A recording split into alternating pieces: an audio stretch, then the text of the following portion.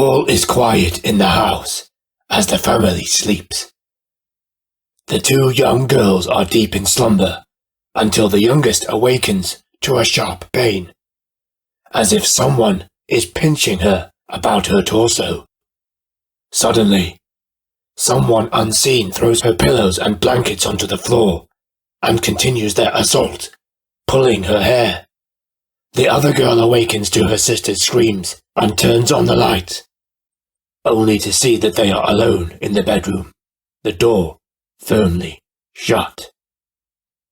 Between 1817 and 1821, the Bell family of Red River, now Adams, Tennessee, were tormented by an unrelenting and malevolent entity in a series of terrifying events that ended in death. It's not often my research keeps me awake at night, but beware. This tale is not for the faint of heart.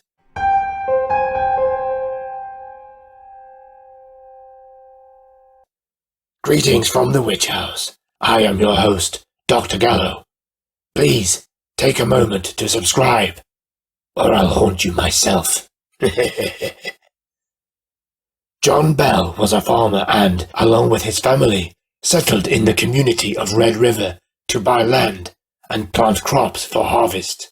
They had a very successful few years, until one day John spotted an unusual animal sitting between the corn rows. A dog, with the body of a rabbit. John was obviously surprised, and shot at the animal several times, but it disappeared. Little did he know, this animal was his first encounter with the Bell Witch, manifested in physical form. From that night, banging on the outside walls of the family home began to disturb their peace. Whenever John and his sons ran outside to investigate, they found no trace of anyone. John's girls began to fear nightfall. When pressed, they told him that every night they could hear rats gnawing at their bedposts, and kept waking up freezing cold to find their bedcovers strewn all around the room. They said they could hear the voice of an old woman croakily trying to sing hymns in the darkness. The entity's attacks soon became physical, escalating from hair-pulling and pinches to slapping poor young Betsy Bell so hard that her body showed hand-shaped welts and bruises. John's neighbor bore witness to the thing in the house, doubting the family at first, but being awakened himself by a powerful slap to the face. He declared it to be an evil spirit, the kind that the Bible talks about. The voice of the spirit grew stronger, quoting scripture and continuing to sing hymns in that hideous tone. It even conversed with the family, as if it meant them no harm.